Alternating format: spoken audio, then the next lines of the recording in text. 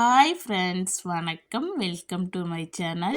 இன்றைக்கி ரொம்ப சூப்பரான டேஸ்ட்டில் டக்குன்னு செய்யக்கூடிய பூந்தி லட்டு ஸ்வீட் எப்படி செய்கிறதுன்னு தான் பார்க்க போகிறோம். வாங்க வீடியோக்குள்ளே போகலாம்.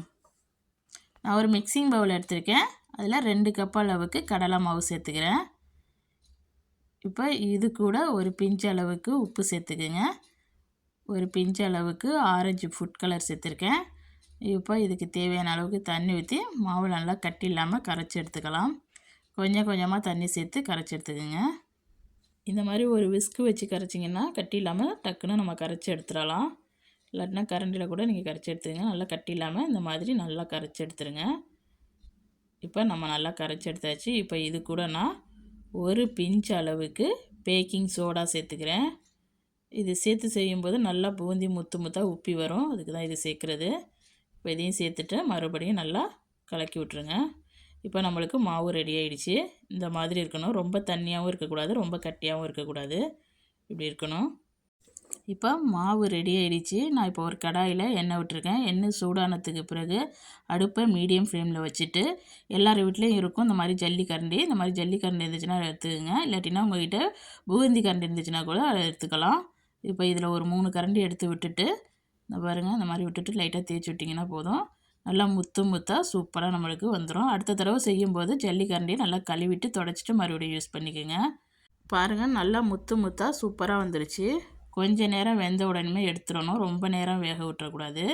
அப்புறம் நம்ம பாகில் போடும்போது அந்த பாகை உறிஞ்சாமல் போயிடும். அதனால் ரொம்ப நேரம் மொறுன்னு விட்டுறாமல் கொஞ்சம் நேரத்துலேயே இந்த மாதிரி எடுத்துருங்க.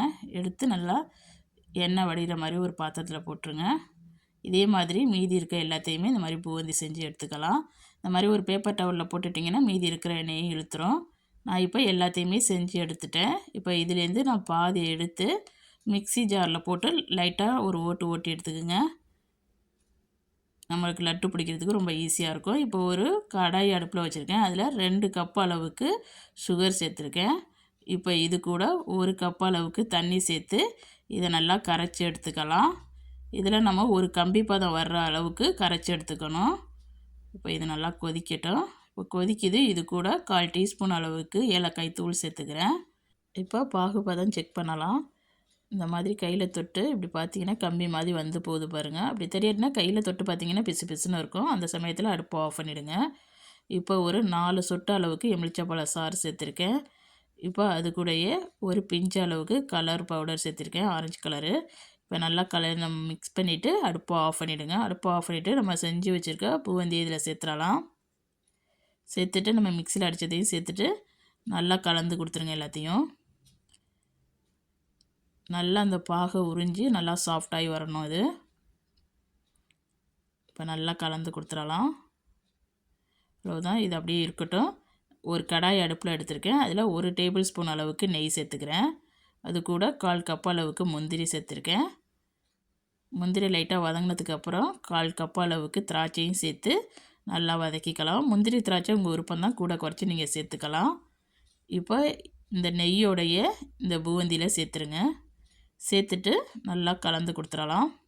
நம்ம இப்போ இதில் நெய் சேர்த்துருக்கிறதுனால லட்டு நல்லா வாசனையாகவும் டேஸ்டியாகவும் இருக்கும். நல்லா இந்த மாதிரி கலந்ததுக்கு பிறகு சூடாக இருக்கும்போதே இந்த மாதிரி லட்டு பிடிச்சிருங்க. உங்களுக்கு எந்த சைஸில் லட்டு தேவையோ அந்த மாதிரி பிடிச்சிருங்க. நான் மீடியம் சைஸில் உருட்டி எடுத்துக்கிறேன். உங்களுக்கு ஒரு வேளை லட்டு பிடிக்கிறதுக்கு வேண்டாம்னா நீங்கள் பூந்தியாக கூட யூஸ் பண்ணி கொடுத்துக்கலாம். பாருங்கள், இந்த மாதிரி லட்டை எல்லாத்தையுமே பிடிச்சி எடுத்துருங்க. பாருங்கள் எவ்வளோ அழகாக இருக்குது உருட்டுறதுக்குன்னு. இதே மாதிரி மீதி இருக்க எல்லாத்தையுமே நம்ம இந்த மாதிரி உருட்டி எடுத்துக்கலாம். நம்மளுடைய பூந்தி லட்டு சூப்பராக ரெடி ஆகிடுச்சு. ரொம்ப டேஸ்டியாக இருந்துச்சு. கண்டிப்பாக நீங்களும் உங்கள் வீட்டில் செஞ்சு பார்த்துட்டு எப்படி வந்துச்சுன்னு கமெண்டில் சொல்லுங்கள். இந்த வீடியோ பிடிச்சிருந்துச்சுன்னா இந்த வீடியோவுக்கு ஒரு லைக் கொடுங்க. மறக்காமல் என் சேனலை சப்ஸ்கிரைப் பண்ணி வச்சுக்கோங்க. இந்த வீடியோ பார்த்த அனைவருக்கும் நன்றி.